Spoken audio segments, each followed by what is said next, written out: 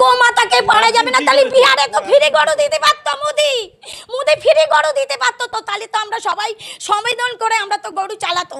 ওদের কুরবানিটা ওদের করতে দাও, আমরা বাঁচি। আমাদের আর ঘুম নেই, রাত্রে ঘুম নেই, চিন্তায় মাথা খারাপ হয়ে যাচ্ছে। আমি তো হিন্দু লোক, আমি তো দাস, আমি ব্যবসা করি খাই। মোদি করলে মধু খেয়ে গরু কিনতে হবে, মোদি খেয়ে। এমনই দুশ্চিন্তায় দিন কাটছে ভারতের পশ্চিমবঙ্গের হিন্দু খামারি ও ব্যবসায়ীদের। রাজ্য জুড়ে এখন উদ্বেগ আর অনিশ্চয়তার আবহ। কোরবানির ঈদকে ঘিরে একদিকে নিরাপত্তাহীনতায় ভুগছেন মুসলিম ক্রেতারা, অন্যদিকে চরম দুশ্চিন্তায় পড়েছেন গরু পালনকারী হিন্দু কৃষক ও ব্যবসায়ীরা। শুভেন্দু অধিকারী এসে তুই গদিতে বসে আছিস, তুই কি করছিস? মানুষকে এরকম করে হিন্দু ধর্মতে সবকিছু তো নষ্ট করে দিচ্ছিস। ও পুরো গদিতে বসে আছে আর গরিবদের পেটে লাথি মারছে। আমাকে নিয়ে যেতে বলো, গুলি টানতে বলো এসে।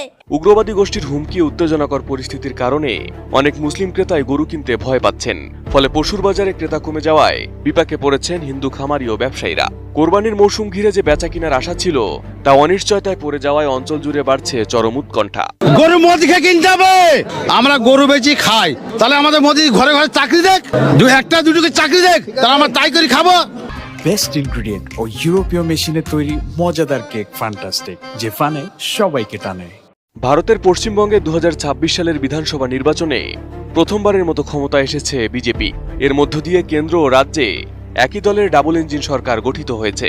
তবে রাজ্য জুড়ে বিজেপির এই উত্থানের পর থেকেই মাথাচাড়া দিয়ে উঠেছে উগ্র হিন্দুত্ববাদী গোষ্ঠীগুলো। গোহত্যা বন্ধের দাবিতে বিভিন্ন এলাকায় গরু জবাই ও পশু পরিবহনে বাধা দেওয়ার অভিযোগ উঠছে তাদের বিরুদ্ধে। অনেক স্থানে গরু ব্যবসায়ীদের ঘিরে ধরে মারধর, হয়রানি এবং পুলিশের সোপর্দ করার ঘটনাও সামনে আসছে।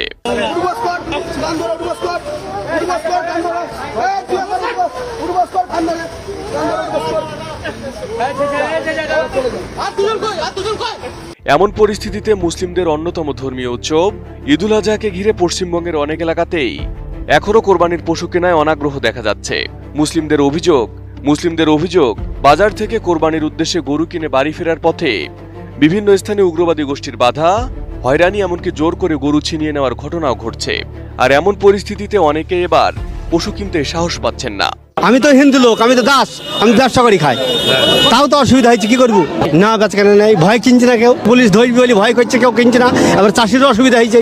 এদিকের প্রভাব সরাসরি পড়ছে হিন্দু গরু ব্যবসায়ী ও খামারিদের ওপর, কারণ তাদের বছরের বড় একটি আয় আসে কোরবানির মৌসুমকে ঘিরে। ঋণ নিয়ে গরু পালন করে মুসলিম ক্রেতাদের কাছে বিক্রির আশায় থাকেন তারা। তবে এবার এখন পর্যন্ত গরু বিক্রি না করতে পারায় বড় লোকসানের আশঙ্কা করছেন খামারিরা। আমার 5 লাখ টাকা লোন নেওয়া, সব মহিলারা এসছে আমার বাড়িতে, এসে বলছে লোন শোধ করো। আমি কি করে করব? চলো আমার বাড়িতে কি অবস্থা, আমি কি করব আমি ভেবে পাচ্ছি না।